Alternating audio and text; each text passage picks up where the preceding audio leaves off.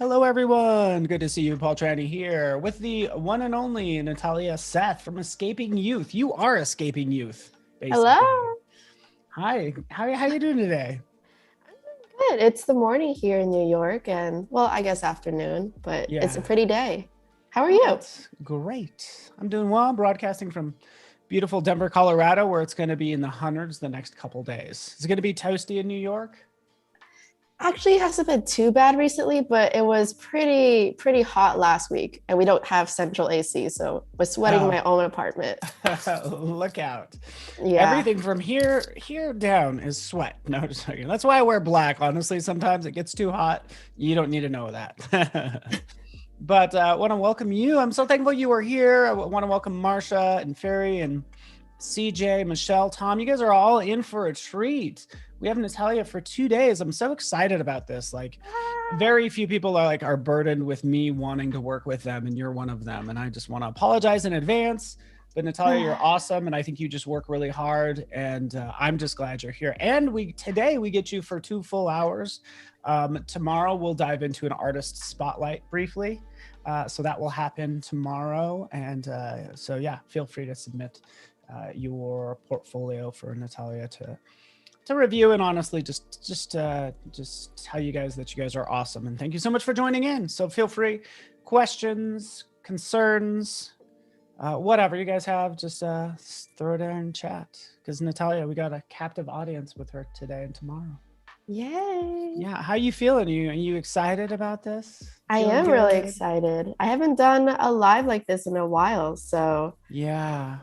A little bit different than with us both being remote, but this is really fun, and I'm looking forward to working with you. And we're going to tackle a little Lightroom and Photoshop. But can I have you brag about yourself for a little bit? Can you talk about yourself? Maybe show off your portfolio. Show me Instagram or something, so everybody knows who you are. Is that if cool? you insist. Talk about yourself. Okay. Well, hi, this is my Instagram, and I've been doing photography and Photoshop work for the past 8 years. I started when I was 13, and it all started with my mom's phone, and now I am spending all my days with Photoshop and taking self-portraits mainly, but also doing photos of my friends and other creators. And I love surreal, crazy, weird stuff. I'm inspired by my environment, emotions, weird objects, cats. Yes. Oh, look at that. Oh, I don't even. Yeah, that's fun. Thank you. This was actually taken in a hole in the ground. So. Oh, wow. And tough to do there. Wow, that is. Oh, there you have the video. Yeah, I have all the behind the scenes. That's how it was set up. This is what I think is impressive about you. You most of your photos, you're taking those yourself, right? Yes. Because all by myself. There you go. Yeah, I see that. You got your remote clicker in your hand. Yep. Usually I don't have any assistance, but recently my friends have been volunteering to help hold something or take behind the scenes, especially now that I'm in New York. I used to, well, I'm still based in Virginia, but for the summer I'm in New York, and all my friends are around to help me do my stuff. So really, really helps the process. Oh, that's good. Yeah, you're I don't have to be a one person workforce. But I think it is funny knowing that you typically have that clicker.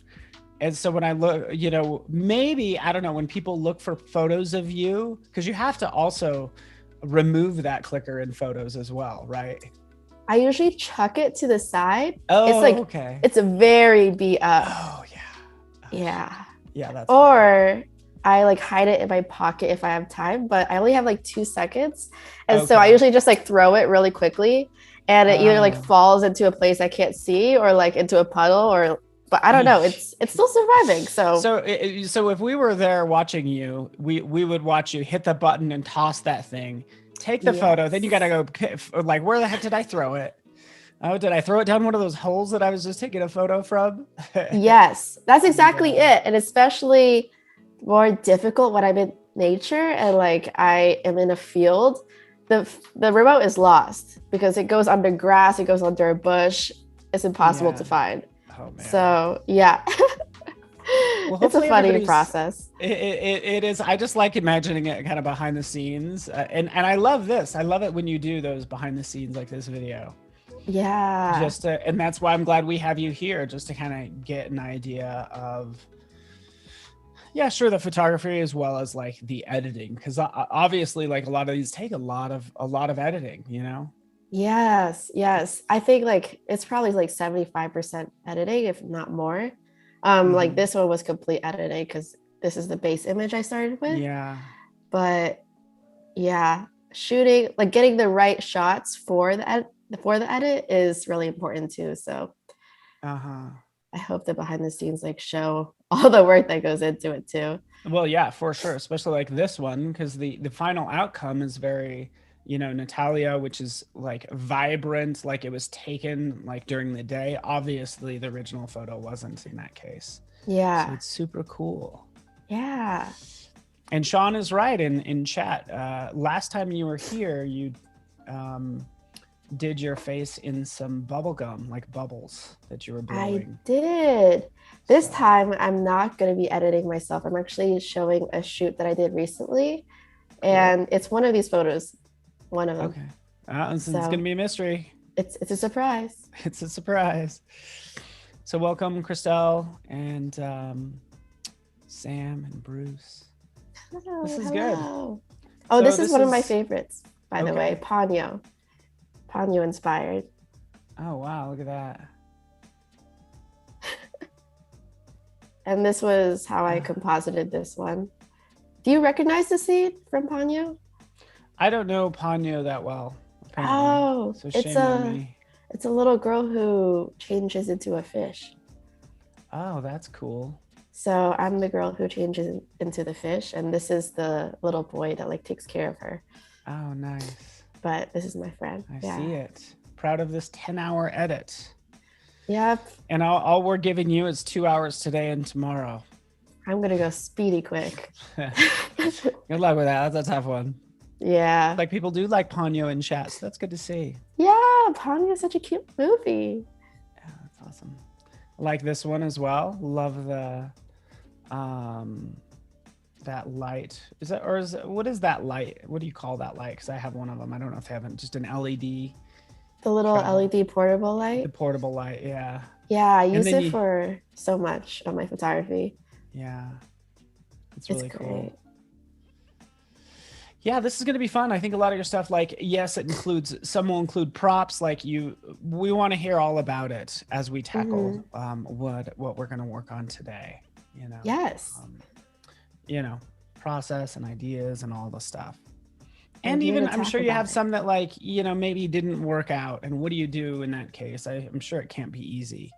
Yeah, there's definitely obstacles and road bumps in making all of these. And I'm like the queen of improvising. Like I mess up a lot when I shoot. And over the past 8 years, I've learned some tricks and tips for making it a little bit smoother. But yeah, still learning. Yeah, for sure. You never stop. Never stop learning. Yeah.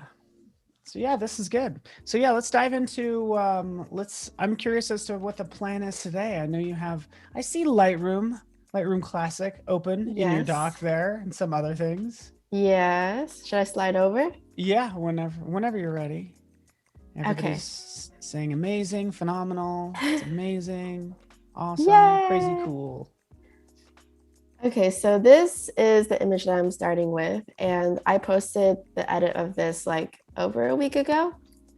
But this is a shoot that I did of Coco Rocha when I was in New York at her model camp, and we had like less than 5 minutes to shoot, but we got all of these amazing poses. Of course, she's a supermodel, so like she was giving me all the best poses and emotion. So the idea for this shoot, because she already had like props that she brought from her house, was to be walking a dog, because she had these little dog statues Oh, was it cute? here. Yeah. So she had two of these little dog statues and this like pink furry coat. So I wanted to do like a Cruella de Vil type of vibe, but more colorful, more modern. And so this is the image that I picked for the base image. And this is how the raw looks like. So I'll go over how I edit the Lightroom colors and everything, and then I'll bring it into Photoshop and we can start photo manipulating. Sounds good. And what's that model's name again? Because I'm sure we'll be referencing her a lot. Coco Rocha. Coco Rocha. Yeah. Dichotic Coco Rocha. So, oh yeah, this is the little studio that we had. And then we had like flash, like strobes, I think what they're called. I don't really work in studios. I have like in my own studio at home, I have like a basement wall with 2 soft boxes that are continuous. So this was like a little bit new for me, but it worked out, of course. And yeah, it seems like it does. I like you clicking through these different I guess presets, or are you walking through? Yeah, you're doing your presets. Oh, there we go. Just kind of rolling over them. Very nice. These are the presets that I made like a few years ago because I realized I was using the same colors in all of my work. And so I curated like how many? 7 presets. So it's all for like different reasons. The one that I use the most and the one that I use for this one is Soft Dreams. This one. Cool. And then I just like adjust all the sliders and like temperature and everything according to the photo.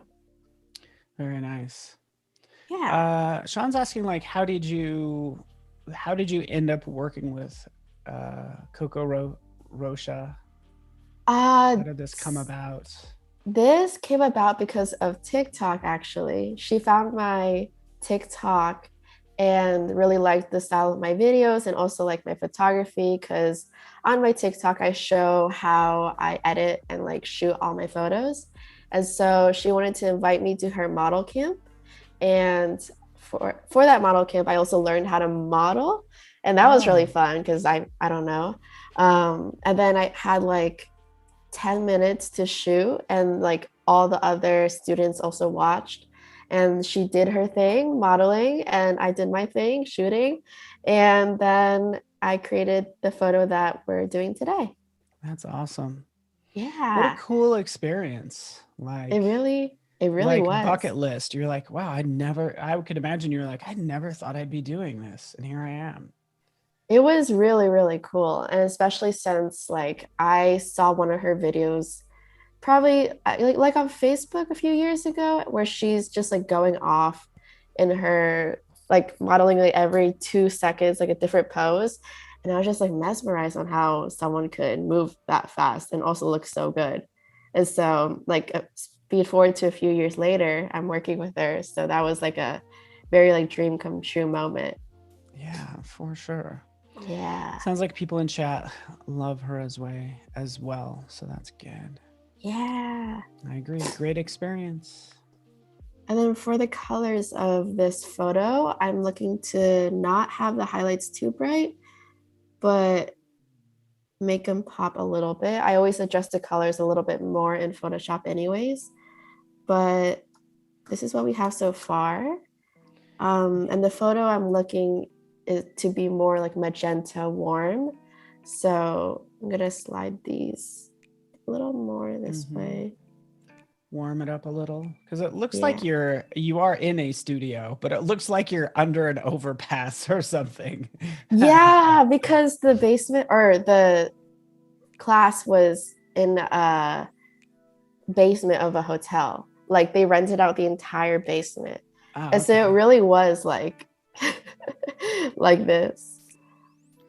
That's awesome. Yeah. And I always play around with the midtones, shadows, and highlights too. Usually I enjoy like warmer midtones, especially for this one. And then shadows, it really depends on the photo, but I usually go for some warmer shadows. I think for this one, it might go cooler. And then highlights more blue, but not too much. Cool. That looks good. I always compare it to the before photo too. So like I don't go too overboard, because if I'm staring at the same photo for too long, I can go overboard. Yeah. And then you almost lose your way when you ever stare at something too long, you're like, what? I gotta take a break. What am I doing? Yes. Did I go off the deep end? Like, yeah, I feel that, because like I sit down and whenever I edit, I'm like, I'm gonna finish this. I'm gonna finish this now because I'm feeling inspired. And then I just don't leave my computer. And then like I'll take a bathroom break and come back and be like, wait, why did I make this decision? It doesn't look that good. I think that's interesting, because I think like taking even something as simple as going to the bathroom is like part of the creative or just the design process. Like stepping away and just erasing it from your mind for a moment and then coming back. You could even, I feel like you could immediately see like, oh, here's why this looks weird to me. Yeah. Things seem a little clearer. And I always ask my mother for her opinion too, because like back at home, she's an artist and like she has really good opinions about like color and like composition too. And so that helps me like get out of that hole of just like edit and step back. And then I also asked my dad's opinion. He's an accountant, but he's like, I think this looks funky. I'm like, okay. Maybe other people will also think that. You're exactly right. That's like a good like sample demo. Like you have another artist that kind of can speak the language. And then you have somebody who could just say, hey, you know what, that looks weird. Like that's enough. Like, oh, that's all I need to go on, because you probably do that. Your dad probably knows. My dad probably knows, yeah. Also, I edited the photo already. So this is ready to go into Photoshop. And I'll probably like tweak the colors a bit more. And then I also edited this little dog statue. And I only need one photo because I'm not going to edit anymore. I don't think the green looks too good with the pink. I just want like a pink vibe. So I'll also just gonna pull up the other poses because they're that's epic great too. Yeah, those are fun. Yeah. Love just all the move. Look at that. That's fun. Look at that. Stop it already. Stop. So good. And so I'm gonna pull this into Photoshop, and then also this one too. I already have it pulled up, but here. Yeah, perfect. Magic. Fairy, we're going to answer that question on how you make your composites look photorealistic. You're going to get the gist of all of that within the next couple days. Yes. How to pull all that off. Yes, Not it's an all easy about... question to answer. How do you make it look photorealistic? A lot of hard work. I just try really hard. Just try really hard, and then 10 hours pass and you're a step closer. That's honestly how editing works. I just keep trying until it looks better than it was. Yeah. And that's just try not to make it look bad. And that's why I like you. Like, I feel like you have a big following and all this, like you're doing quite well, but also like you work hard, and I think it shows. Yeah. You know, it's like there's no shortcut for hard work. Yeah, I try to shoot like almost every day. Now I'm doing more like editing and like also video stuff, but I used to shoot like every single day, like edit every single day. And also like when I had more time in like middle school and high school, and I was just like, I didn't have any like extracurriculars that I was like super passionate about besides photography. So I had all the time to do that. And now I just like continue doing it every day almost. Yeah. And I expanded this photo because I want her on this side. There's going to be, as you can see from her pose, something here, the dogs, and then I'll put some other elements around her. But I'm going to make all of this ceiling and stick and everything disappear by lassoing all those parts that are not the studio.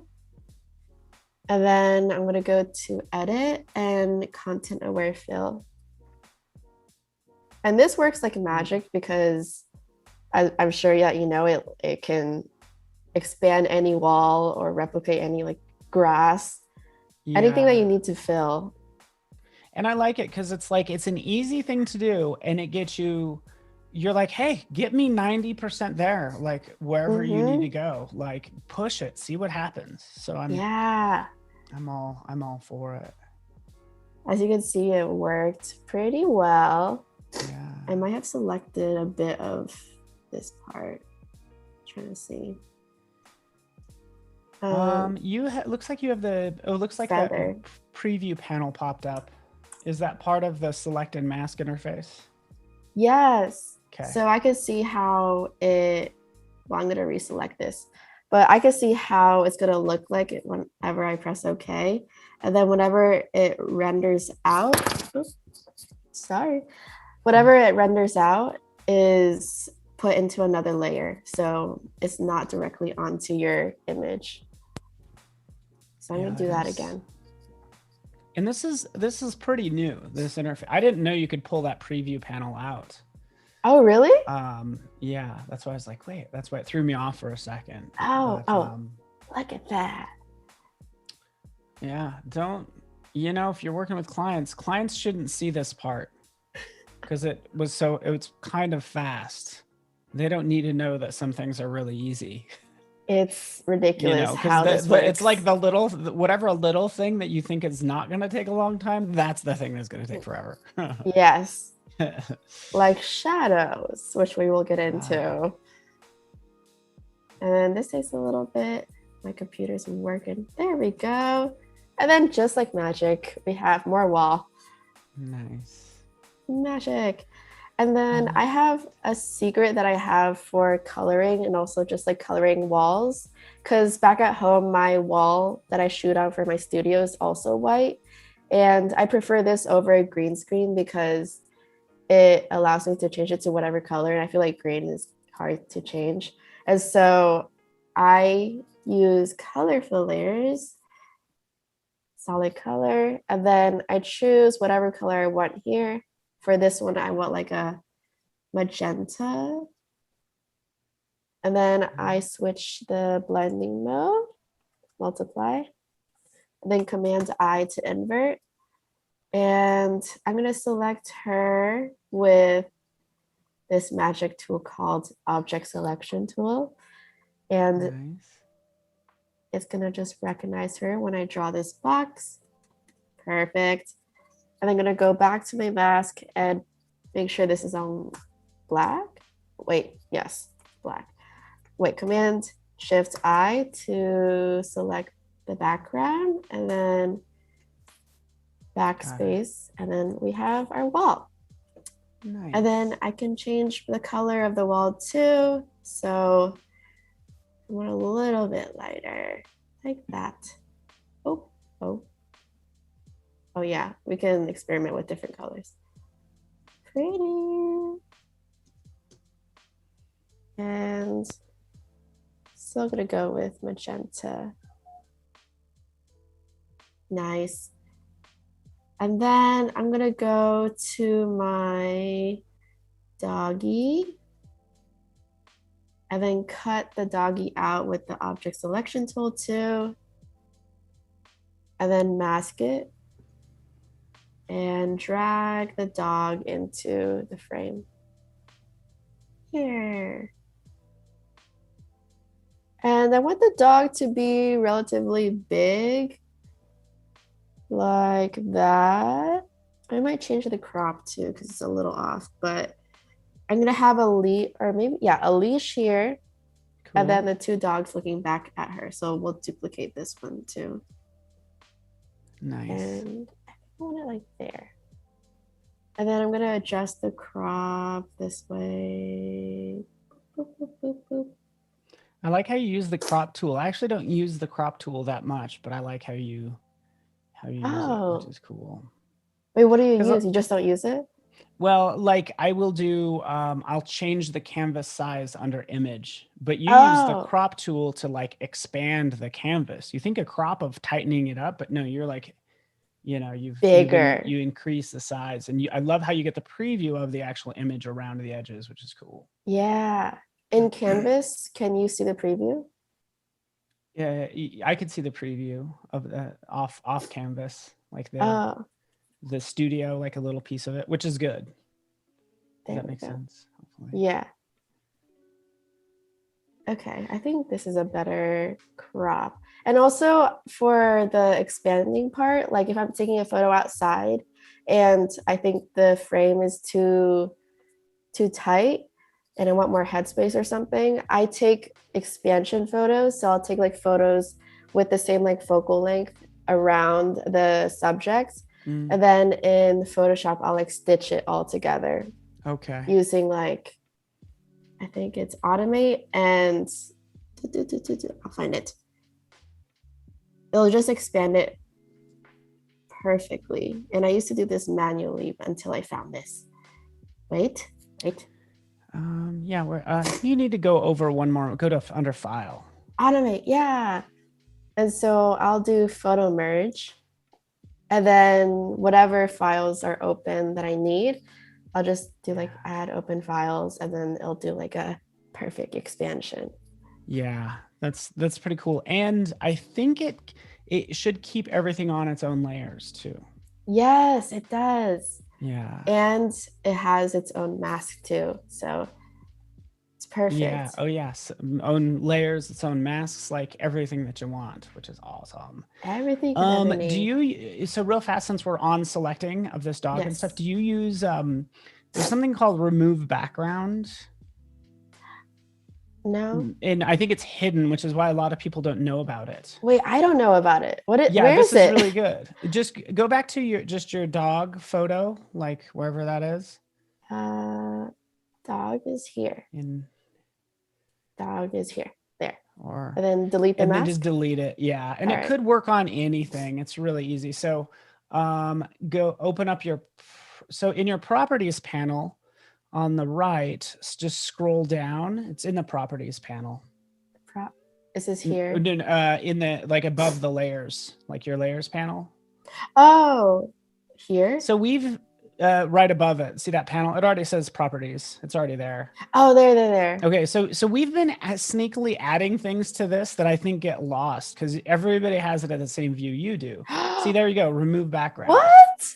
Yeah. And select subject. Whoa. Yeah.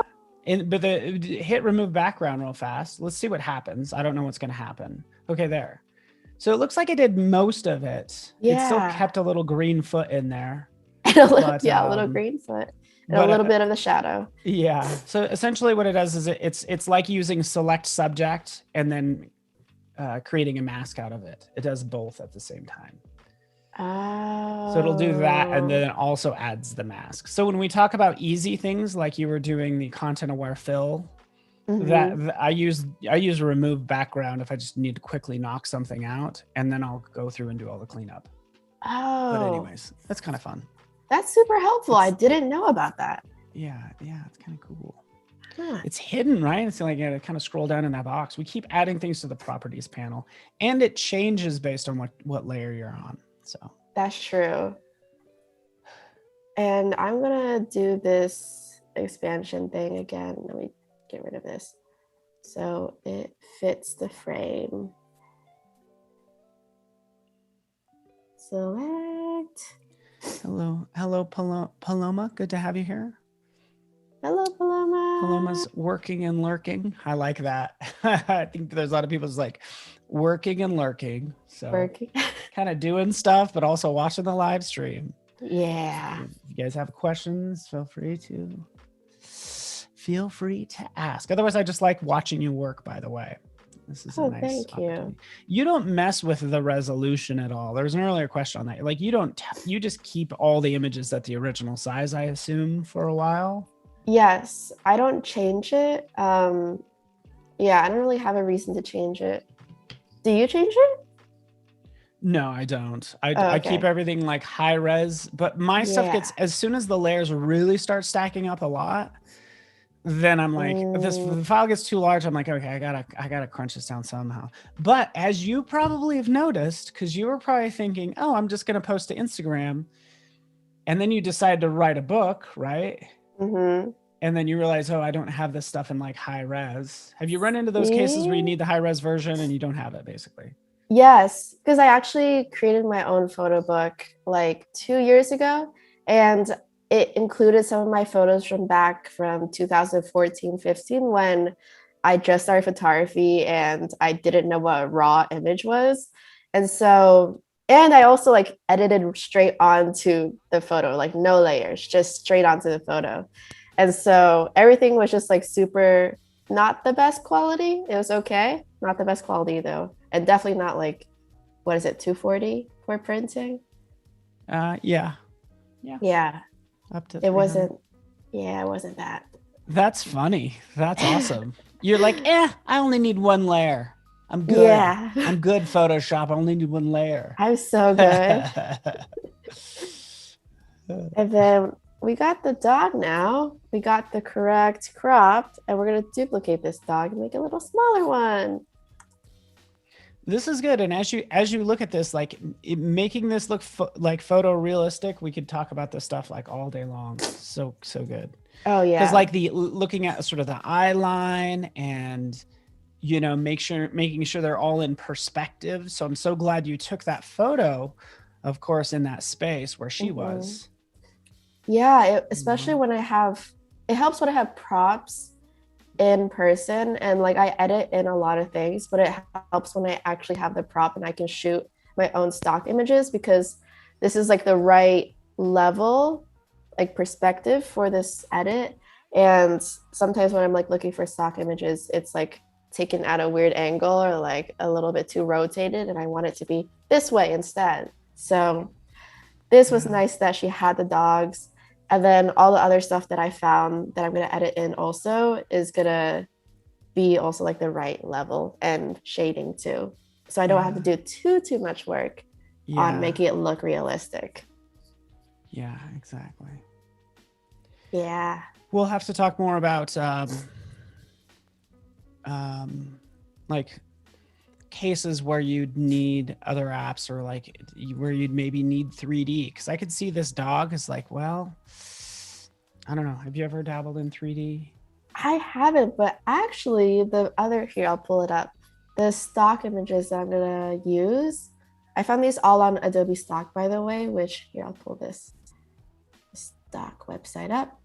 I found all of my stock images on Adobe Stock, and this is the photo that we're going to use. We're going to cut these little hearts out. They're actually nice. 3D.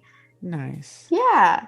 And so what I did to search that up was search 3D social media, or like 3D whatever I need. And all of these little cute things come up. Oh yeah.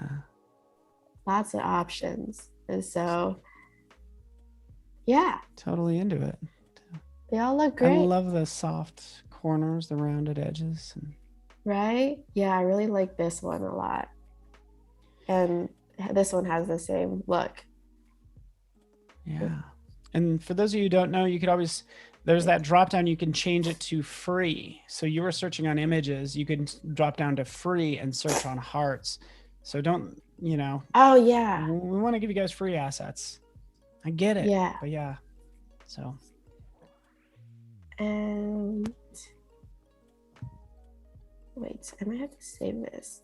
Do you know how, so when you do this and you like try to drag it in, this happens to me sometimes, is that it's a different depth and it looks weird when you Yeah, it's usually you have to save it first. Okay, yeah, maybe Yeah, because it's a maybe it's the color different, depth. So it's might be yeah, 8-bit versus like 16-bit or something like that. right. That's one of those dialogues that I kind of burn past, which I really need to stop and understand. Especially if it's Same. like, if you feel like it's shifting colors. I guess that's when I'll stop and read it, when I feel like it's changing it. Yeah. But you have to save it first, you've noticed, and then you're able to, then you don't Yeah, get that dialogue. I have to save it first, or I just like import it into Lightroom and then bring it into Photoshop, because then it'll like make everything the same color profile.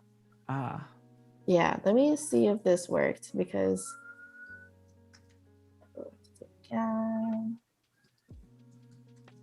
ooh, New York sirens outside my window.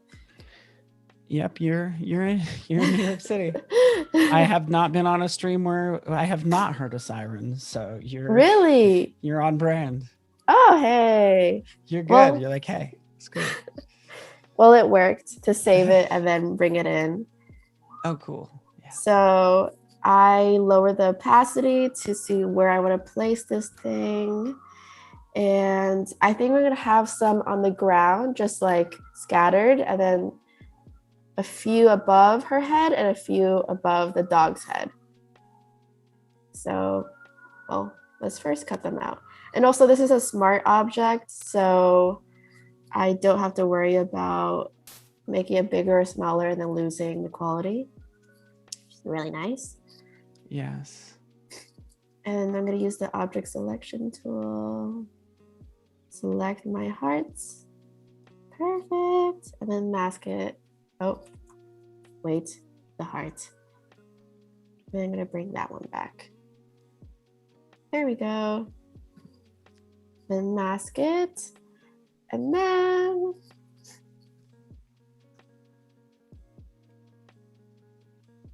oh yeah. Oh, me? Yeah. Awesome. Okay. And now we're going to position it where we want to.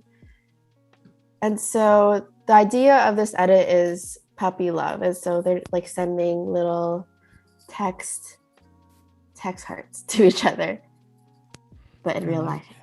Yeah. Did you, so at least the day of the photo shoot, you were like, hey, we'll take some photos. You have this little dog, we'll do that. And then you're you're putting this stuff together sort of after the fact. Like, yes. So I had no idea what I was going to do after I took these images. Like I had a basic idea of like dog, pretty pink, all colors. And then she pulls dog. But then it was until later when I was editing that I found the composition and everything, because I didn't know that these little emojicons existed. So I brought it all together. Yeah, it totally works. Just gives you something to play with, like composition wise, you know, you have your main subject, but then you need these ancillary elements to kind of have your eye wander around the piece. And like, it helps to have these little floating mini elements. And I think you if we went through your like Instagram or through your art, we'd probably see a lot of that. Like compositionally is, you know, because you didn't, it's not like you went to art school or anything like that. No. Yeah, I taught everything myself. So yeah, you're correct. There's a lot of floating objects around my edits and little things to like fill up the space, but also it could just be like atmosphere. It doesn't have to be like a big object. Yeah, so I think that stuff's always interesting to like look at, because compositionally, you know, you're strong and you're making these smart decisions. Art school would then tell you why you're doing what you're kind of doing naturally. So it's just, it's good to see. It's fun. It's interesting to hear the explanation behind what I'm doing, because it's so natural. So I'm like, oh, I didn't even realize there was a reasoning behind all of this. Yeah, and it might be a bunch of BS. It may be. You know, like, okay, you just sound smart in front of the client. Kind of like some of that, but like, no. I think it actually does have, you know, you always have your main subject you look at, and then you have your secondary and maybe a tertiary subject, but you have just a place for your eye to wander. which is really cool. So that's all. Exactly. And I think people miss the mark when they mess that up. If they have two things that are like fighting too hard for your attention, you don't know which to look at, and blah, blah, blah. Like my mistakes happen when it comes down to like composition. That's probably where I, you know, as I'm working, I need to step back and say, is the composition good? But yeah, that's the reason I didn't bring the green dog is because your eye would be focused on the green instead of her. Yeah. And I want everything to like flow between the dog and then her, and not have like a struggle in between, like what should I look at first? Yeah. Because then you're like, oh, and then I got to add green you would feel the need, oh, I got to add green someplace else or something, blah, blah, blah. And it's just like, gets to be a mess. Yeah. I'm really into, you know, how you've edited this down. Thank you. And then I also smooth the edges of the little emojicons by going to mask and then cranking up the smooth, and it'll just like round the edges. Okay. And now I'm converting it into a smart object so I can like move around the pieces individually. Also, if there's a better way to do things, let me know, because a lot of my reasoning is just like, okay, I just need this. Yeah. No. Yeah. I'll definitely like, I'll chime in. Because I just rasterized it, and now I'm gonna, oh, well, not that. Yeah. There. And now I'm gonna move them individually, because when I have it as a smart object, I can't do that. Yeah. No, I mean, you get the job done. So I don't know if there's like, you know, there's no wrong way. I'll let you know if there's a shortcut or something. And I'm all for the shortcuts. I'm into it. Thanks for joining us, everybody. If you are just joining us, I'm with Natalia Seth. We're taking a master class in color, and actually even color restraint, which is really good to see as we work on this composite that, you know, that you initially tweaked in Lightroom, and now we have the fun part of like moving all this stuff around. Like ultimately, I maybe have these on their own separate layer, but and I'm sure you would as well, but this totally works fine. And what I like about you is your edits do take a while. You're not like messing, like naming layers. You know what I'm saying? I mean, I say that in a positive way. Like you don't have time. You know, sometimes like life's too short to name layers sort of situation. Right. You know what I'm saying? Like, hey, if something's on its own layer, everything's on one layer and it's working, hey, it's working. Yeah, I never name my layers. Maybe I'll make a group and name that. Yeah. So I don't get confused if I have like thousands or hundreds of layers. But other than that, I don't need that. All that time spent on naming stuff. Let me be messy. It's fun out here. Yeah, exactly. It is working for you.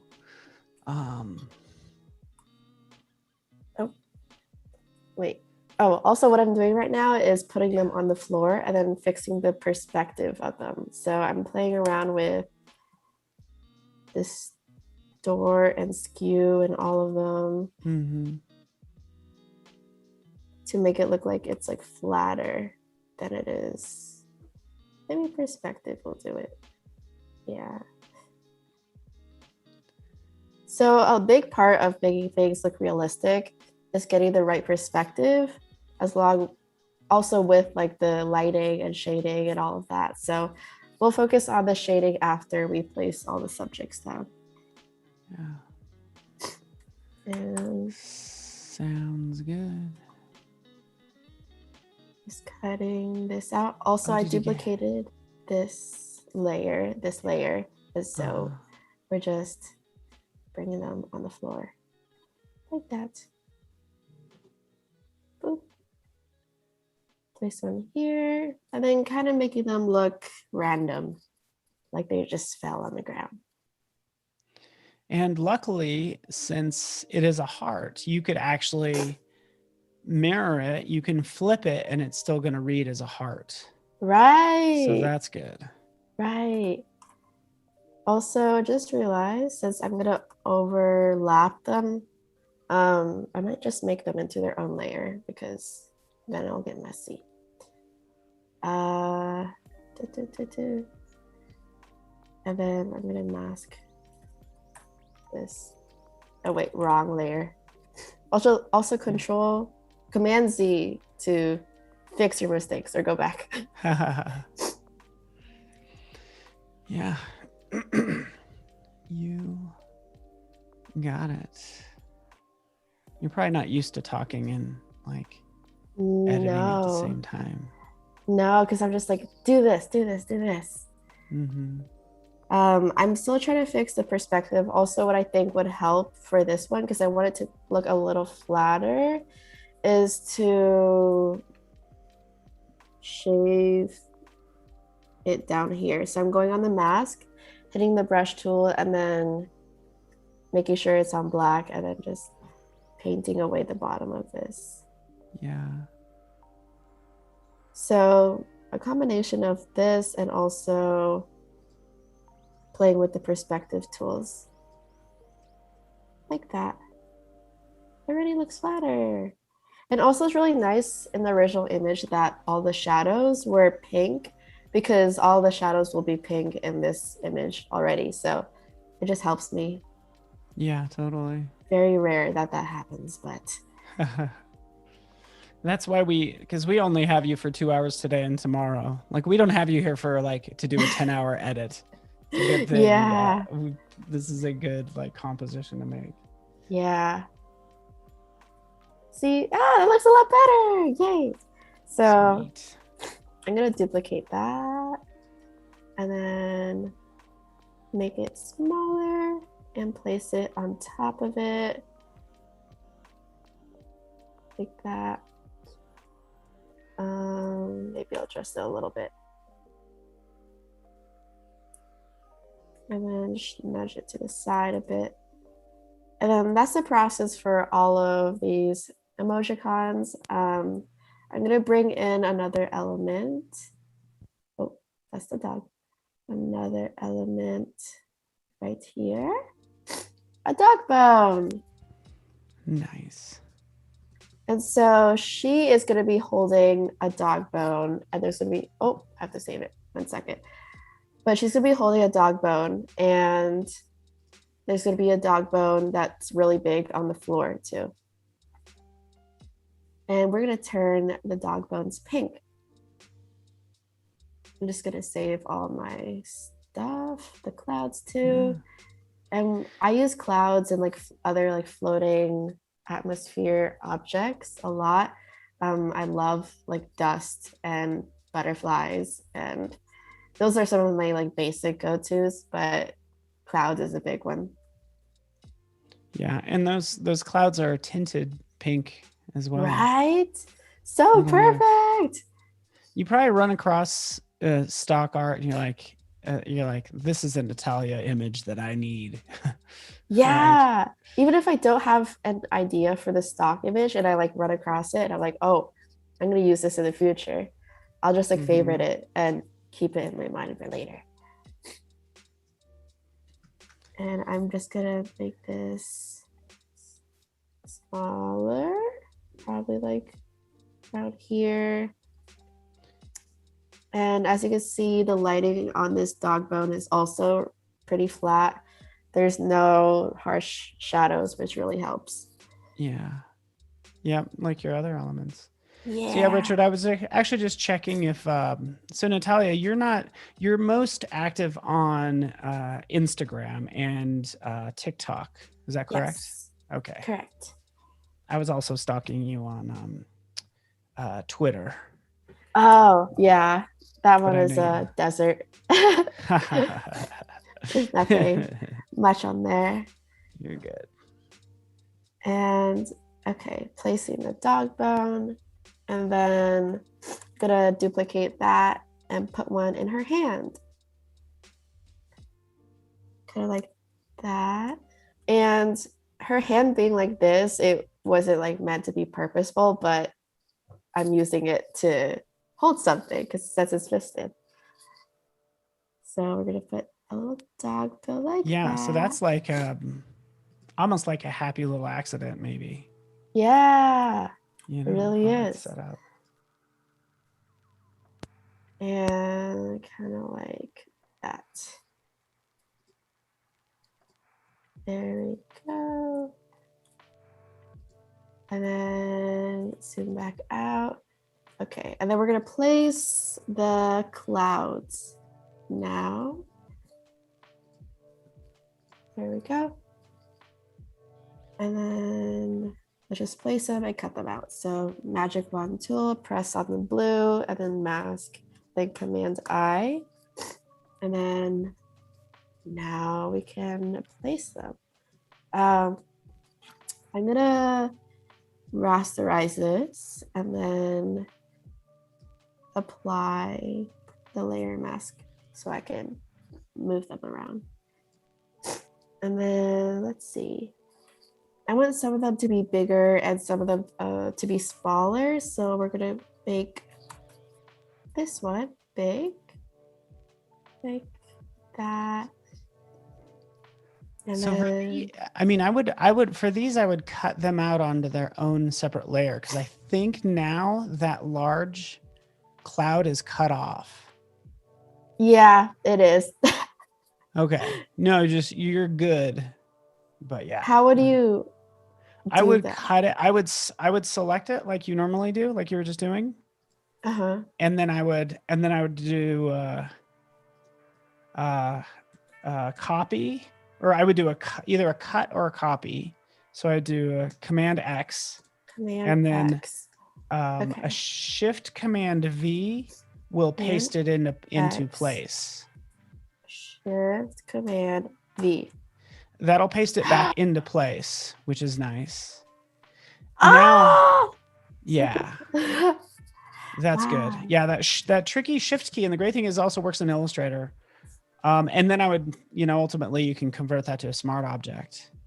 Oh, you're and just then saving my life. And then I'm gonna show you something else that's gonna save your life here.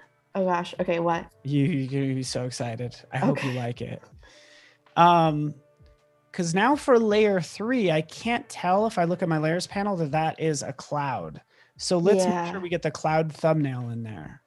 So in the layers panel, go to the little flyout menu in the upper, in the layers panel, there's the little 3 lines in the upper right of that panel. Is it this? Oh, here? Yes. Perfect. To go over to the right more, there's those 3 lines in the right. Yeah, there you go. Go down to panel options. Uh-huh. And then change thumbnail content. You don't have to make it large because I feel like you need the space, but change thumbnail contents to layer bounds. Oh. Yeah. So just show me what's on that layer. It's like, oh, finally I can see that. That's like, since you're like me, you don't name your layers. I don't name my layers either, but at least we can see what they are. Wait, this is so cool. Wow. Yeah, wow. Nice. I am mind blown right now. Okay, so I'll do the little trick for this one. So it's Command X and then Shift Command V. Yeah, just kind of paste it back into place. And see how layer 4 is magically. So cool. Wow. So yeah. Well, I learn something every day. No, I do. Like, seriously, like I've been doing this stuff for a long time. I'm still learning. Yeah. It's probably because I learned it and then I forgot it and then I had to relearn it and I don't know. Yeah. And there's so many new things that are coming out. Like I didn't know about the background removal. That's so cool. Yeah. Honestly, like you're too busy churning out like really great work. Like I get it. Like you don't have to. Plus, it's in your opinion, like nothing's broken at all. You know what I'm saying? It's just hard. Like even the more the people that produce a lot of work, they're just too busy producing work to know the latest and greatest, which is why I'm glad we have you guys on. That's true. That's true. So I do get excitement over watching new Photoshop tutorials though. Like I don't do it often, but I get really excited and I'm like, I should do this more because there's just so much more to learn. Yeah. especially if they're making something that you like, I think there's good trainers out there, but I think if you have a good trainer and a good designer, that's like the winning combo. If you can explain things well, succinctly, and you're creating something that I want to create, that's like a winning scenario. Yeah. So what's something new that you learned recently in Photoshop? Oh gosh, that is a good. Because I feel like you're the master. No, I mean, I like, I've been using like warp a little bit more on my layers. Oh. And we'll get into that as soon as if you need to distort stuff. But I like being able to warp things not by their corners, but where you can add a horizontal or vertical line that you can then manipulate too. So if you wanted to extend a giraffe's neck, you can add a horizontal line saying, hey, don't distort anything below this line, but grab the top part and extend it out. So I've been using... Is that Puppet Warp? No, but Puppet Warp would work the same way. And I was so used to using Puppet Warp, and it works great. But for some things, I found that like, because again, it just like puts it sort of in a box. Then you can add a line to say, hey, keep this stuff here, and then pull this other stuff around. But that's pretty neat. I've never used that. Yeah, it's kind of fun. But also, interested in chat. If you guys have any good pro tips or something that you've learned recently that you're like, this is awesome. Yeah, we would love to hear, because please let me know. We're all learning. We're just trying to get by. Just trying to get by. Because like for warp stuff, I would usually use like maybe just the normal warp or Liquify. Yeah. Which was it? I don't know if that's the best, but and if you want to see what I'm talking about, I can always show you. Yeah. Let me make this blurry. Okay. Ready. Yeah, so go ahead and like warp a cloud like you're usually going to, or some element. Well, this one actually needs warp, so let's go to this one. I'll make this one its own. Can it be a smart object or no? I guess we'll find out. Okay. I don't know. Let me go to transform. Just go down to transform and then to warp. So we were used to these lines, but if you look at your options bar at the top there, where it says split, so up there at the yeah, so that just gives you the ability to slice that any way you want to slice it, horizontally, vertically, or like through like across. So that's all. Like that's what it does. So you drop one in, bam. And now, so you might need that level of control for some of this. Anyways, that's kind of fun. Whoa. Okay. Wow. That's cool. Yeah, it's kind of neat. That's pretty neat. I think for this one, I used Liquify because I just wanted to warp the tail of it. Yeah. So it looks like a speech bubble. Okay. So I'm going to I converted it to a smart object so I can redo my mistakes if I make one.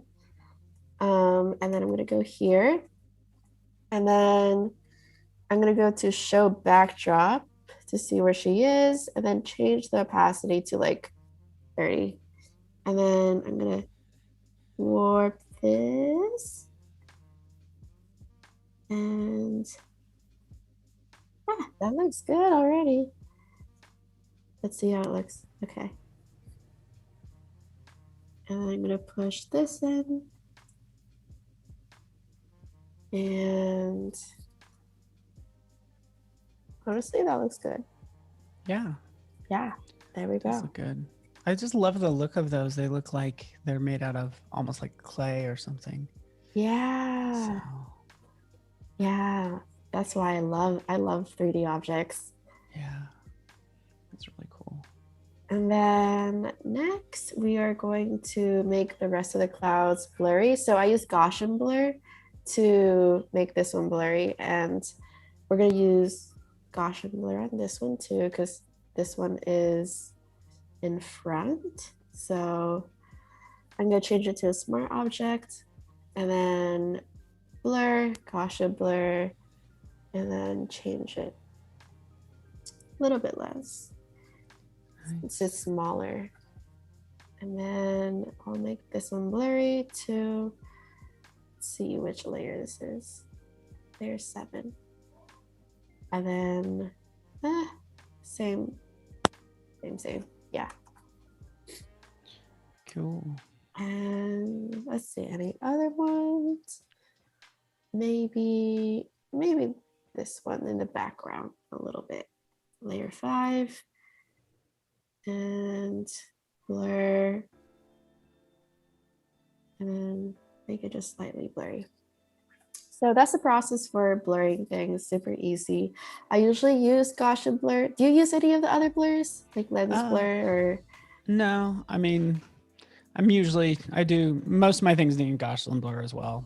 Yeah. So, Gaussian blur is a good one. Yeah. And we're gonna turn the dog bones next pink. So I'm gonna go to solid color layer again and pick a pink, press OK. And then we're gonna use a clipping mask and then change the blending mode to, let's see, what do we want it to? Multiply. And we're just gonna change the color of this again.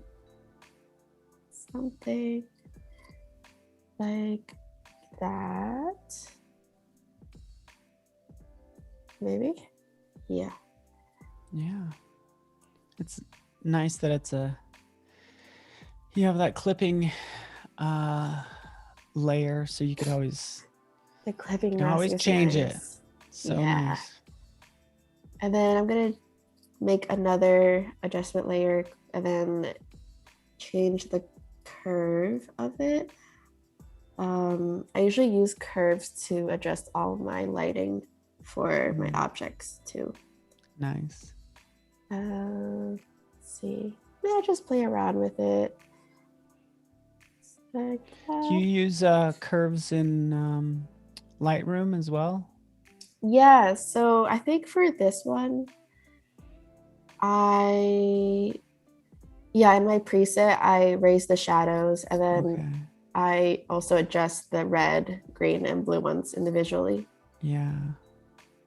And I just like that.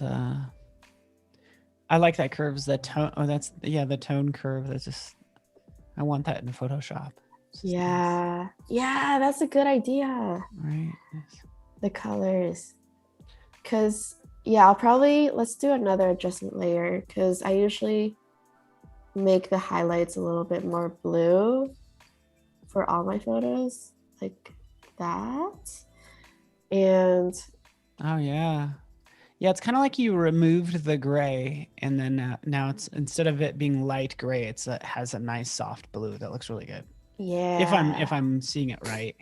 Yeah. Or is it just me?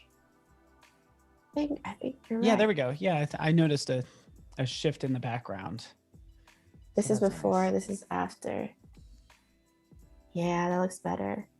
And then I also use color lookup layers a lot. And my favorite LUT is, I have a lot. Let's talk about your favorite. Oh, I guess you do. Holy cow. Look at all those. It's too much. I need to delete some. Well, these are all ones. Oh God, we're too far.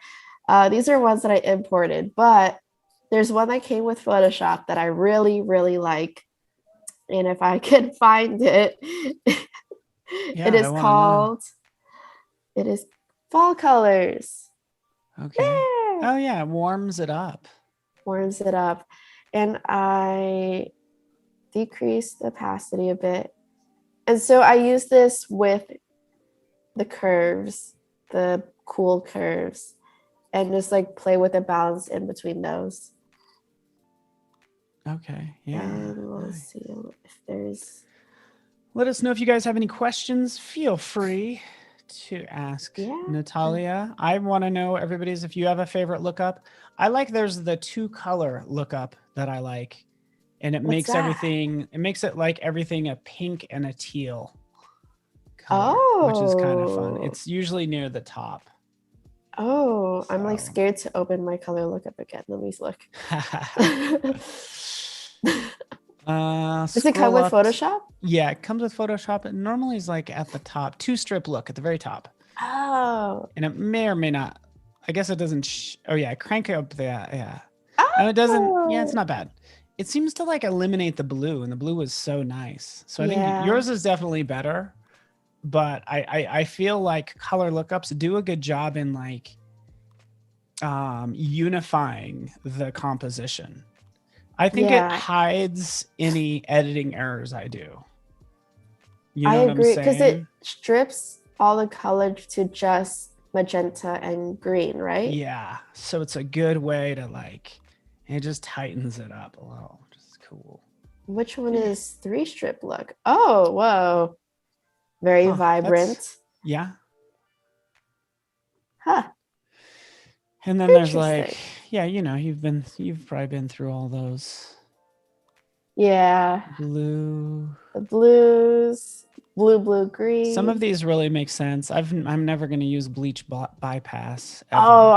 Oh God, that one's it's just like it just burns everything. Like, yeah, no. I don't understand the point of it. Even when you lower the opacity, it's not good. It's like Fairy likes there's a faded Kodak lookup. That one is also my favorite. There's 2 Kodak ones that I really love, and they are very subtle. Let me scroll. Can I borrow your computer just to clean up this one list? Like, just so I will sleep better? How much anxiety are you feeling right now? I'm like, I really like things like, despite my layers panel, but I'm like, oh, it'd be so satisfying to, but there we go. Yeah, there's the there's this one, which is really nice. It makes the shadows like kind of faded, and then I find that the shadows are also a bit like brown too. Yeah. Or like neutral. But that looks good too. Yeah, definitely honestly. Softened it up. It's so interesting because I'm viewing this and like everybody's viewing this on a live stream on different monitors and blah blah blah blah, and it probably changes too. Like once you get it on your phone, because if you are doing something, say for Instagram, chances are, yeah, you know, I don't know if you tweak it for the final platform even more at all. I don't. I just save it as, or I save it for the web. So like I go to export and then save for web, and then the colors are pretty consistent going to my phone because I have a Mac, and so do you have an iPhone as well? Yes. Oh, can I show you my next favorite tip? It's going to be life changing you're going to love it. Okay. Because really, ultimately, you just want an image of this on your phone. Yeah. Right. So in the upper right of Photoshop, there's that box with the arrow up, which is the share icon in the upper right. Here. Yeah, click on that bad boy. Now go to we basically have AirDrop there. So I AirDrop my stuff. But it'll AirDrop a flattened version of that file to your phone. So you just have to make sure your phone is on, and obviously you're on the same Wi-Fi, which don't worry about that now, but like, because there's too many times where like, oh wait, I don't even, because you walk away and you're like, how does that look on my phone? So yeah, just do that. It's kind of cool. Yeah, sometimes I make the canvas just like a little smaller because I'm like, okay, this is about the size I'm gonna see it on my phone. And that helps me see like any details, or just like take a step out and like see how it looks as a whole piece. Because like zoomed in, sometimes I'm like, oh, this looks great, and then when I zoom out, I'm like, this is very off. Yeah, and you probably know like even like what details are going to get lost and what you can get away with, knowing that you're going to post it to say Instagram. Yeah, right. Yeah, for sure. Because I spend too much time on like small details sometimes that are never going to be seen. But I'm like, I need to do this because I'm a perfectionist, and I don't need to be. Yeah. Sometimes I don't need to be. Sometimes it's fun being a perfectionist. Like you can get lost in details. Yeah. But yeah, like ultimately. But then you spend hours and hours that you don't need. Yeah. You're like, I better reuse this for something else.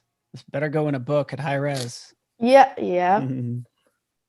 And I'm just gonna redo the color fill layer again on a mask, and then there. I'm gonna make it a little bit warmer though, because I feel like it's a little bit too cool here. Yeah, do your thing. Just to check time. So it is 10:39. We're gonna go to 11:30 Pacific time. So we have about 45 minutes. All right. Let us know if you guys have questions. Bruce, thank you so much. Welcome everybody. We got Natalia Seth, day 1 of 2, which is good, and this is coming along great. Yeah. So let us know if you have any questions at all. Like, I could probably think of 1,000 just like Instagram questions for you. I'm happy to answer any of them. Cool. It's hard to make you answer and then and work at the same time because you're tweaking the background. Is that right? The overall. I'm tweaking the curves right now. Yeah. Okay. Cool. And also for the background and changing colors, I also duplicate it and then change one of them to soft light, because multiply makes it a bit flat sometimes. It makes it a bit dark and a bit flat. So with soft light, it brings back like the shadow of her behind, and then like some of the other elements that are sometimes lost. So I bring in soft light and lower the opacity of that. And then see how that looks. Nice. That looks great. Yeah. And let's see. For our last minutes, what should we do? I will show you how I quickly do one of the shadows of this emojicon. So for shadows, I also use solid color layers, and the shadows in this image is like around, it's like a gray pink, I believe. So that looks good. I'm gonna press OK, multiply, and then Command I on the layer mask, and gonna go to our brush tool, and then make sure it's on white, and then go to a soft round brush. And then I always have my flow to a bit lower too. And I like softly paint below here. And I also pay attention to how her shadows are. So as you can see, they're kind of light. There's a bit like under her boot right here, and it's very dark underneath, right where it's touching the ground. So I'm gonna try to replicate that. So we're gonna go over here, and then I like painting with a large brush, and we can always erase too if it's too harsh. So we're just painting like that. And then we can also change the color of the shadows too. And then make it a bit bigger. And I'm gonna change it to a little bit lighter and a bit pinker because it's a little too harsh right now. Okay. Looks good. Press OK. And I'm gonna zoom out just to see how we're doing. And then I can also add shadow to the emojicon to help make it look more realistic too. So I'm gonna work on this shadow a little bit more. I like how you you have the solid color layer, which you could change. You're not picking a color and you're just like stuck with it, but it's nice that you can go in and tweak it later on, and just painting by adding and removing from the mask. Yeah, so that already looks like super realistic. And I'm gonna erase a little bit here. And it's important, I feel like one of my mistakes when painting on shadows in the beginning was that I'd paint shadows like everywhere. Like I'd go over here too and be like, Yeah. But it's important to like pay attention to the direction too, like how much of there is and like the opacity and also like the direction. So maybe like some over here would look good too. Not like that, but yeah, some over there. And then like for the dogs, I'll probably like extend it a bit too, like that. And then for like the bone too, like down here, and then extend it a bit that way too. So sounds like you probably spend a while painting in shadows. yes, I mean, it could take some time. it definitely takes a lot of time, especially if there's a lot of things to edit in. Especially this one. Like the shadow is, because she has that wall, that psych, whatever. Yes. So yeah, it's not just like making it dark underneath the object. It's more complex than that. A little bit more complex. But I'm also going to add a few more. And the process for the shadows is the same for all of them. And then I'm going to make this one a little bit flatter because it's in the background. So perspective, we're going to make it flat. As things get further, they get flatter, right? Yeah, they typically get softer. Yeah. You know, and it might be a harder edge, like a harder edge near her foot or her shoe, of course. It's usually a little bit, I mean, again, this is just generalization. Yeah. Sharper closer to the object, a touch darker closer to the object. So you, in some cases, you might end up with like a couple of those layers potentially for one shadow. Yeah. Maybe, you know, who knows? Yeah. Oh, I'm sorry, Sam. Take a lot of work. I just noticed a question from Sam. I'm so sorry. Do you find it difficult to manage different social medias and all the prep and editing required along with creating your work? So the work that it goes into managing your social media. It does take a lot of work for one person because when I'm posting an edit, my content plan is to post the edit and then post behind the scenes on my stories. And then on TikTok, I do like part 1 and part 2. So like part 1 doesn't show the final result and they have to go to my Instagram to see it. And so that increases engagement. And then I do a part 2 where I go more into depth of how I edited the photo as well as shooting. And so that one is usually like a voiceover. And I'm talking about every single part of how I edited the image. And then at the end of that one, I'm like, okay, go to my Instagram. So they still go to my Instagram and they comment like an emoji that I say so I can like track if my TikTok is working. Yes. And then, and then also like on my personal account, I like repost the photo, the edit that I post on my main account. There's a lot of different parts. Yeah.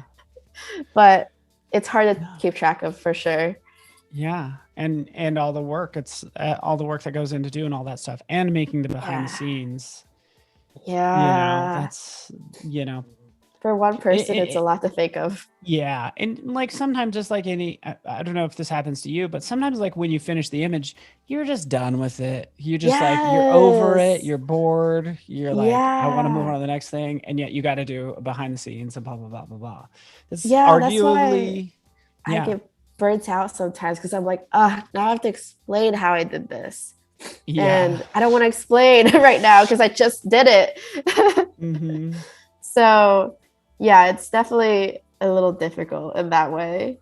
Yeah, exactly. But it's so arguably the most important, like to go through that process and let the audience know, even though you're sick of it. Like that's, yeah. And also like some people I feel like don't know how much work goes into these edits, and like especially before when I didn't post behind the scenes or anything about how I made my photos. I feel like people were just like, oh, it takes like an hour to do this. It's like easy because they just don't know. And then once I started posting, they were like, oh, I really appreciate the process. Yeah. And so it just makes people appreciate it more, which is nice. That's a good point. That's true. Because you could make it look too easy. Oh, just around, I took this picture, blah, blah, blah. Yeah. You do the behind the scenes, you're like, this is all the work, people. This is what I did. A time lapse, you know, but even a time lapse, like really, I'm not going to record my screen for 5 hours. Yeah. Because I'm honestly like taking breaks too. Like, oh, I'm jump over to like my email and Slack and blah, blah, blah. So yeah. Like when I say my edits take 6 hours, like that's probably with all the time that I'm using to experiment and just like screw around and not sure what I'm doing, and also like to take breaks. But yeah, it's it's definitely not done in one sitting most of the time. And you know, I guess I used to be, you know, I think I, you know, spend time working really hard, but like I'm realizing now how important breaks are too. Yes. Like I don't beat myself up over taking a break, because you know what, you're not going to get burnt out, and you're always going to be you're going to be excited when you come back to it and maybe have a solution to your problem. So don't beat yourself up if you're not pushing pixels around all the time. That's super important. Yeah. And I'm also like trying to learn that too, because my mentality is go, go, go. Like if you don't feel inspired, then just create still. Well, and that's very good though as well. Like it's very good. Yeah. Like that's good. That's good advice too, because you're like, yeah, I don't feel inspired, but yet I said I'd knock something out today. I'm gonna knock something out. And sometimes I do feel inspired when I'm doing it. So yeah, you don't know how you're gonna feel until you do it. Sometimes the inspiration comes later. Like you start on it and then you get inspired. Yeah, that's part of the creative process, is being unsure. Just be like, oh, I'm gonna see how it works and maybe it'll turn out good. Yeah. And that's all of my photography. Yeah, sometimes I'm not sure if it'll turn out good, but actually it did. So this is what I made. Yeah, and sometimes it doesn't turn out good, and it ends up on your desktop, and then it reemerges like a couple months later. Yes. You know what I'm saying? Like, yes. I don't know if that's happened to you or. Yeah, I've taken a break. Do you ever do that? I don't know. Yeah. I've taken a break on some of my projects, and sometimes it's just too much editing, and I know how much editing is going to take. So I'm like, I'm going to put this for later. And then later on, I'm like, oh, there was that one time I wanted to do that photo. I'll work on it now. Yeah. And so it's fine to take long breaks in between. Yeah. And wait until we feel inspired. I don't know if I like recently did this, but I went in and like reworked something that I made a while ago. Oh. And that was fun because I'm like, it kind of showed how much better I've gotten. Yeah. You know, editing, you know, when you look at your old stuff, you're like kind of embarrassed. But to like redo it, it's like, yeah, this is before, this is after. It's kind of cool. Yeah, I did that recently too, like something from 2013. And the photo looked good. It was fine. But once I did it again and I like applied all my coloring techniques and all my shadows and everything, I was like, wow, I actually improved a lot. Yeah. It looks so much better. Yeah. It's like incremental when you're improving. But then when you go back, you know, sort of a 2013 to you today, you're like, wow, I guess I have learned some things. You see the drastic change. I'm usually like, oh, I guess I have made a lot of mistakes and learned from them, you know? Yeah. What's the greatest mistake that you've learned from? I don't, you know, honestly, I think it's just like probably like little mistakes that I would make, you know, and not even mistakes, but I just think I've gotten better. And I realize it when I, you know, would rework an old piece. I've realized how much better like I've gotten. And of course, seeing people like you work and the other designers we get to interact with. Yeah, you get to see everyone's workflow, which is so cool.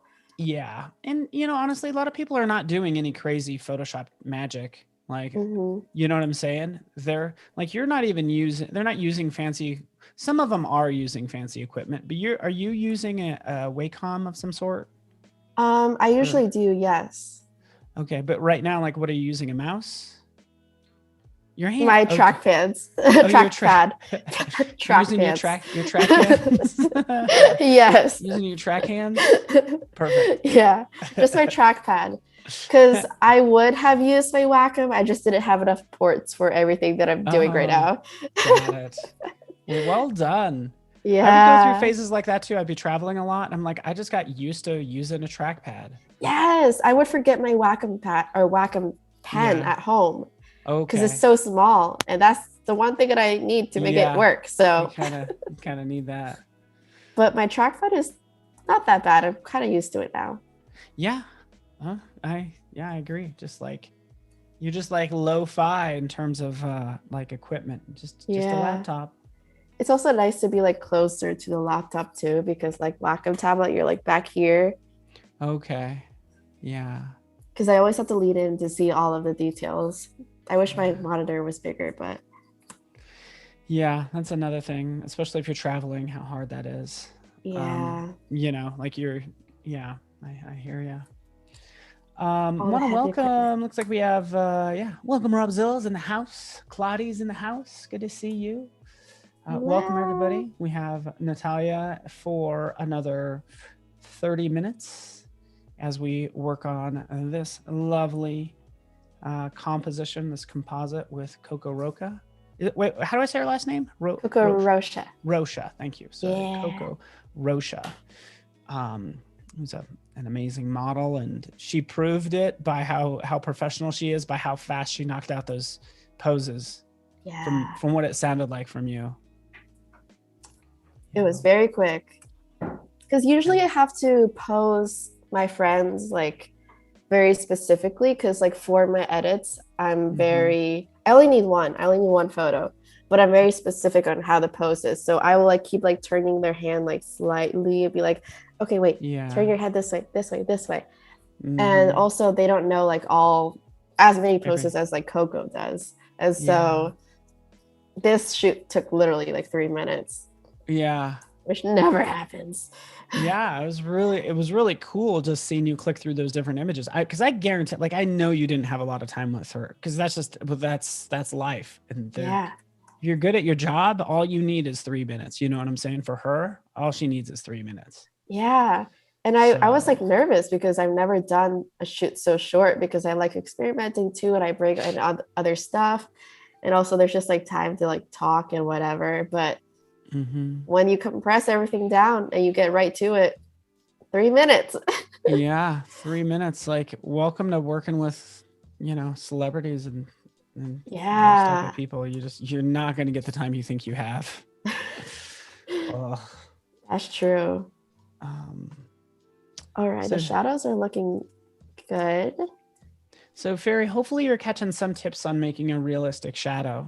That's what Fairy's asking. Any tips on how to make a realistic shadow? I think essentially you're doing it right now, and believe me, there's like many ways of doing it, but I like how you're using a color fill layer and you're just adding and subtracting from it. And then you'll also go and tweak the color fill, the color and the brightness and all that stuff. So I used to use curves layers too, but I like color fill because I can change the hue of the shadows. Yeah. I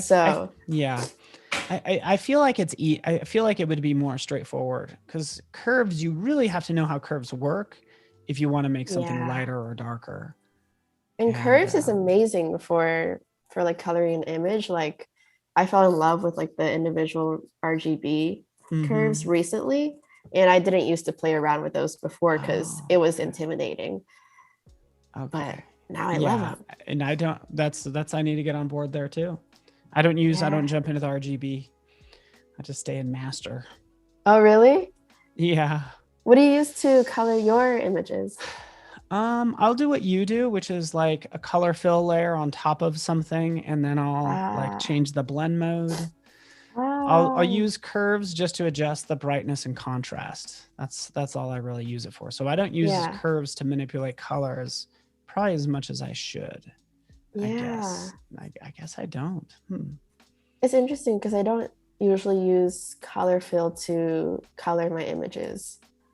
Like to add it as like a filter is what you're doing? Yeah. And I'll use, what I think I do? I use a hue and saturation adjustment layer the way you'd probably use a curves RGB. I probably use hue and saturation. Yeah. I don't go into hue and saturation too much unless I'm trying to like actually change the color. completely. Right now I'm working on the dog's shadows because I feel like the shadows on the emojicons look good. So I'm gonna work on little paws. Also, wait, I don't like that this foot is showing. It's distracting. So we're gonna delete it or brush it out. Do your thing. It is your piece. It is your time. Gonna do what you get want. rid of it. Get rid of that. What? There we go. And then also like smooth out the bottom too because it looks a little rough. And then I'm gonna go to the other one and do the same thing. Get rid of that foot. And I always chop off arms and legs that, like, if it doesn't look unnatural but it looks distracting, I'm gonna chop it off. Oh, that's funny. Off of humans. You should do an edit like that if you just removed or added an arm. You know how you see bad Photoshop edits where oh my god, where maybe you have an arm around one person's arm around somebody else, but you have two arms, one around their waist and one around their head. And you can that would be just a fun edit. You can ask like, where did this arm come from? Yeah. And then people are like, wait, what? Yeah. You just confuse them and you're like, no, this was how the photo was taken. I don't know. How did this happen? So weird. And then I'm also smoothing the edges of the dog because it was rough before too. And I always use the select and mask to help clean up the edges because it's so helpful. Feather is great, contrast is great when it's too fuzzy, and then you can also shift the edge. So let's see how this looks. Yeah, like that. Okay, cool. Yeah, I'll do that. I'll shift edge and like cuts it in more. Yes. I think originally all you did is you just did a select subject and then masked, right? Yeah. So this, you only spent 2 seconds on it, and now's like the refinement of those edges. Yeah. And when the subject is hard to cut out, I usually use the pen tool. So, but this was super easy, but if not, I'll use the pen tool, just like make a little path and then cut it out. And this looks good for the doggies. And let's see, I still want speaking of cutting things out, I'm going to cut her hair out from another photo and place it onto her head here. Okay. Because I want a little bit of movement. Oh, yeah. So we're going to bring this into Photoshop. So it'll just be the ponytail part. Which is not easy because it's on 2 different backgrounds. Yeah, so this one will be a little bit more difficult to cut out, but with selected mask, it's not too bad. Okay. Cutting hair out was always like a pain when we didn't have selected mask like a few years ago, but now it's a lot better. So we're going to position this on her head, lower opacity, and then Command T to transform, and then flip it. Oh yeah, that's what I do. Good job. Yeah, and then I'm gonna rotate it and then zoom in on her head, and then place this ponytail. Here we go. Something like that. It'll probably move the cloud too because it's obstructing our ponytail. And zoom out. 1 second. Gonna rotate a little bit more. And it can go any which way, but I want it to be a little bit higher for more oomph. And then that looks good. Bring it back, opacity 100. And let me move this cloud so it's not in our way. Layer layer 3. Okay. And I'll move it like, oh my gosh, my ears. I'll move it like around here. And that looks good. Then go back to our layer, and then I'm gonna see if I can select it with quick selection. Okay, not bad, not bad. And then I'll do, oh, too much. Okay. We've all been there. And then it's going right. Oh, there goes everything. Yeah, everything. everything. I'm trying to just get a little bit more. Yeah. Oh. Hello, Ryan. Ryan Benoit. Ryan Benoit. Hopefully I'm saying your name right. I'm always trying to pronounce his name correctly. Welcome, buddy. Good to have you here. Oh, that already looks really good. Look at that. Stop it. Natalia, that was pretty. I turned away for 1 second to read chat. And I think looks pretty solid. Helps having that motion there. Yeah. And I also, well, after this, we're going to select a mask. And as you can see, like on the bottom, it like kind of cuts off because that's where her jacket was, or her shoulder. So I'm going to paint in some strands too. But let's position this first. Press OK. And then we're going to select the mask and see how that looks. The movement. And so we're going to double click on the mask, and we're going to go over here and like press this one. Got it. And then let's see how this does. Okay. Oh.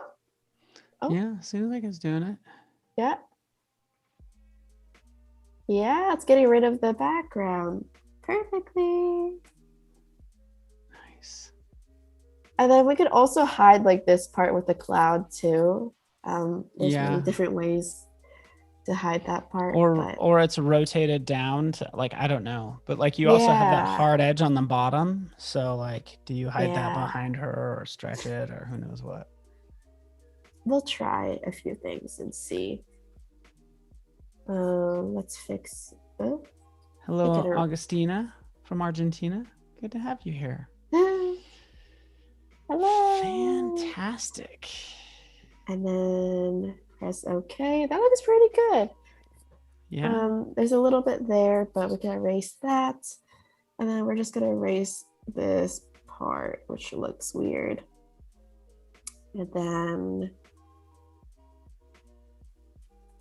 we'll try rotating and see how it looks. Yeah.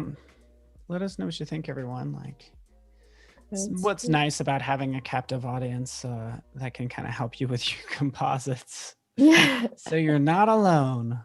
Not alone. Okay. Yeah. And then we can brush it out over here. Yeah. Yeah. Or is it behind her or something? Behind that layer? Behind her. Yeah. She's on the background, so I would have to brush this one. Never mind then. Yeah. So you do your thing. Ven says, I'm trying to leave, but I can't. This is phenomenal. Well, this is being recorded. We want you to hang out with us. Selfishly, we want you to hang out with us like all day long. Yes. Yes. Good thing this is being recorded. It's fun time out here. Can't leave. Can't leave the fun. Yeah, like. Okay, this looks good. I like the magic. I think in the original edit, I did paint in her ponytail a bit, like on the bottom.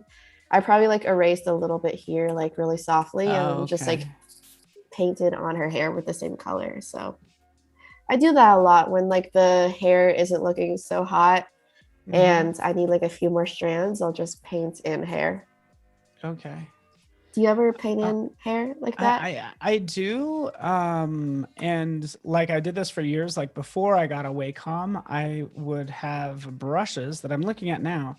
They're hair brushes. So Oh, they're like hair stamps, but you just want the oh, smooth frilly ends. So I'd use a brush as like a hair stamp tool. oh. So you just like Yeah, stamp it. I have brushes. There's probably like 10 here. And yeah, I'd find one that kind of matches that motion and then just like stamp it in the background, Oh, like behind it. But with a Wacom, you can actually draw with those lines if you want to. You can kind of draw that in. I always think, yeah. and Natalia, you're probably this way, like you do such a good job as like taking from actual photos. And that's what I always encourage people to do. Like you're trying to simulate Yeah. reality. I don't know, use reality. Just use a piece of the photo as much as Yeah. possible and then use, brushes to augment or, Yeah. Like to fade out. this is an example with hair, but if I have another arm, like I don't like her arm here and I want another arm, I would just like take it from another photo, or I would cut this and like slightly rotate it, Yeah. because you can manipulate everything Oh, and it's so much fun. make it look good. So yeah, the hair looks good I now. like it. Yeah. Yeah. And like we can adjust the color and stuff a little bit more, but I feel like this looks good for now. Yay! It's looking good. Oh yeah, you still need the shadow on the dogs, under the dogs. Yes. I mean, I know you know that, but I love this overall tone. I like the depth, the playfulness. Like, Puppy love. yeah, it's looking really good. Ryan's asking an important question: energy drinks or coffee? Oh, coffee. Okay, I just think that energy drinks are too sweet for me. they can be pretty darn sweet. Yeah. Like I I do. tried Monster and Bang and all of that. It's just Mm, so sweet. yeah, I think sort of taste wise, I would go with a Furley coffee. I have blueberry coffee. I have coconut coffee. Like I have peppermint coffee. Like Oh, that's what I go for. that sounds Just good. Keurig, and they all sound weird, but no, they're all awesome in my opinion. So coffee I drink for taste, and then Red Bull for a workout. So that's what I do. But like you're saying, it's sweet. You choke it down. You said Bang. Bang's one is Yeah. probably really sweet. Yeah, they're really sweet. Yeah, that's too much for me. I've never really drank an energy drink to like the full extent, so I don't know the power. Yeah. And I'm a What little would scared you too. what if it gives you superpowers? You start glowing. You can then you can hover. You I have can hovering hover, capabilities. I can edit and You could shoot at the same float. time. Yeah. If you have enough energy drinks. Yes. I just never sleep ever again. Productivity to the max. Yeah. I'm gonna paint in some eyes for the dogs. And I'm looking to make blue eyes. So we're just gonna do like this first. A little hard without my Wacom tablet, but I'm trying. And we can brush out the bottom here. Okay, so this is cool. You're painting with a solid color. Yes. That probably will not stay And oh solid wait, for long. let's see. I'll just make it bigger. Oh, coconut caramel coffee. That sounds good. Oh, Coconut caramel, that's sure. fancy. Like the weirder the better, as long as it's in the still the sweet realm. But even a salted caramel coffee is good, actually. I believe when we went live 2 years ago, we had Yeah. coffee that was like rose or like lavender or something. Yes. It was really good. Yes. I think I brought that in from, did I bring it in from like Phil's Coffee? From Phil's, yeah. I have a special place in my heart for Phil's. Is there any Phil's near you or? No, not in Denver. There isn't. It's breaking my heart. No. There's no good, and it's probably a good thing, because then I'd be there a lot. But no Not that there aren't good coffee places, but I'm in love with Phil's, as most people know on this stream. And I Phil's haven't is been there good. in years. Oh gosh. And I'm glad you like the rose. It was like a rose latte. Yeah. I remember it. So good. It was so you good. hard to find a rose latte. And so Phil's is also known for putting mint in their coffee. That was the other one that I might have brought in. Maybe I don't know if I gave you a choice, but that's the other. I don't think I tried the mint. Yeah, it's fresh mint that they put in their coffee, and yeah, it makes it taste nice and refreshing, and it's awesome. Huh. Yeah, I'm yet to explore more flavors, or like find a place around here that has cool flavors like that. Yeah, it would be kind of, because that's the thing, that I think the really good coffee shops are more purists, and they might have some flavoring, but like, yeah, I feel like their menu is pretty short. It's like cappuccino, latte, pour over, drip. You know what I'm saying? Give me the fancy stuff. I want it. Yeah. just take fancy. I want some whipped cream, chop up a banana. Yeah. Sprinkle some gold flakes. I don't know. Maybe it has gold on it. I don't know. Maybe I want to be bougie for the day. Why not? Maybe I deserved it. There was one that I saw in New York that had like mushroom. Oh, interesting. Like little shavings of a really good mushroom that's like wonderful for your health. Oh, fascinating. I would do that.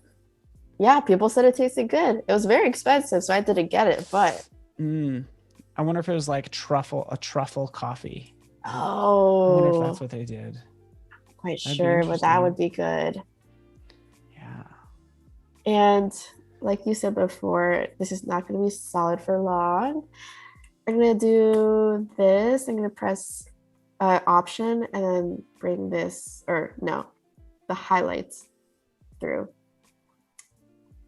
And, or no, maybe the other side. Yeah, that actually looked like it was working. There we go. Or at least I'm starting to see a change. Blend if. Yeah. This is the part that hurts people's brains, including mine. Blend if. Yeah, I just play around with these sliders and see what looks good, honestly. Yep. Great advice. Seriously, like, hey, just play. You know, sometimes I'm like, I don't know why this works, but it does. It just does. Slide this over here. Like, what do you want me to impress you with my knowledge? Because I don't have any. There's no. I don't know the technicalities of it, but it looks great. So yeah, that's all people need. That's all they need. The why and how. Not necessarily. I guess the what could be missing, like how it's all. You need to know how it's done, but you don't need to know all the inner workings. Yeah, it's helpful, sure. Yeah, it's nice to know, but not necessary. No, Fairy drinks a iced coffee latte with cheese on top and some chocolate chips. That's very bizarre. Cheese? But I would probably do it. How cheese and coffee? I don't know. How does that work? I don't, I swear. I'm all for sweets and salty together, but I don't know about that. Well, like cheese what do you put in? You know, you put milk in there. So it's essentially, you know, once removed from milk, it adds fat and salt is what I think it adds. So. Okay. I'm just trying to dissect like what that would taste like. Where do you get that? Is that at a coffee shop or is that homemade? Yeah. And Fairy, she says, or Fairy is a guy. I'm sorry. I can't tell from your icon. And I feel bad. Fairy is a guy. I'm sorry. Fairy, it's from Indonesia. So maybe it's a thing that you do in Indonesia. Feel free to say more. Interesting. That's cool. I'm drawing on the collar right now because they're going to be attached to a leash. So, and just a time check, you have about, well, it's 11:18 and we're done at 11:25. Okie dokie. So we'll just work on the color and very simple, just another color fill layer like that. And we're going to lower the opacity so it's not too much. And that looks good. Oh, so cute. Yeah. And we can see that there's like a little bit of white around here, or like of the reflection, and I want to erase that. Okay. So get rid of that part of the mouth. There we go. And oh, wonderful. I'll paint in the leash too. Yeah. So Command I. And then I'm going to, or maybe white for the leash. Maybe white to make it stand out. We're going for a pink and white Valentine vibe. And then This will be interesting. This gets kind of tricky to do, I feel, like the leash.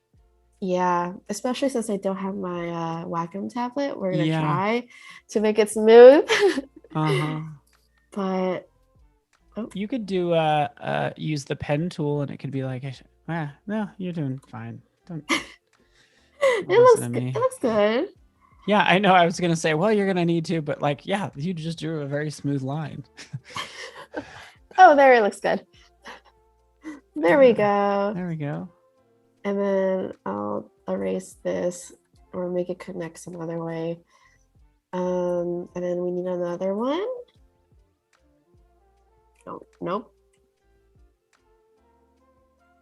Nope. And it looks like so you can adjust the smoothing of your brush. Yeah, that also helps a lot. So it literally. Oh, that's kind of nice. Yeah. Oh, the one that I did? Yeah. I like it. I feel like there should be more slack in it. Yeah, I kind of like that. Okay. Since that dog's closer, there should be more slack in the line. Oh, good observation. Froja's liking this. She says, beautiful time with you today. Yay. So Brittany's like, use the pen tool. No. That's what I was going down that road too, Brittany, until I saw Natalia draw using a brush. You're like, hey, I only have 5 minutes. I got 4 minutes now. Hey. I gotta get this done. She's like, usually, I got a deadline and I haven't even done behind the scenes yet. That's gonna take another 4 hours. Oh God. Just joking. Usually I do use the pen tool if like I'm really struggling with drawing smoothly, but doing a good job today. So and again, you're just using your track hands. So my track hands, skilled track hands, and that looks pretty good. Yeah. Nice. Thank you. It's the right thickness and all that. All the physics of that is. Yeah. And then the right thickness.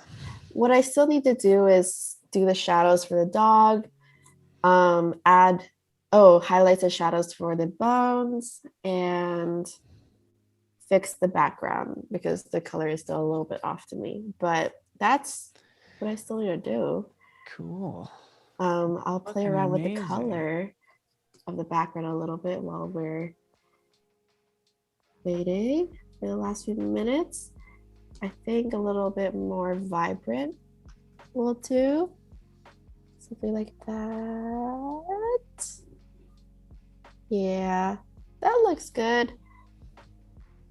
Mm-hmm. And then we'll adjust this one too. Okay. Nice. Cool. And maybe something with the curves. Raise it. Maybe a little bit more shadow, details. And I also play with the selective color a lot too. So I can see my options of different reds. So something a little bit more magenta would be cool. Yeah. I like it. I like that. Yeah, Joelle. Yeah. So I think Natalia is kind of it's by playing with the background on the colors, it's also setting off that leash. The leash is one of those things where you could add a shadow to it, blah, blah, blah, blah. Like I feel Yeah. like you're gonna lose a lot of that detail once post it. I feel If like you you set to can what you don't. do like a where's the leash? But you can do like bevel and emboss or contour to the Mm-hmm. leash, Yeah.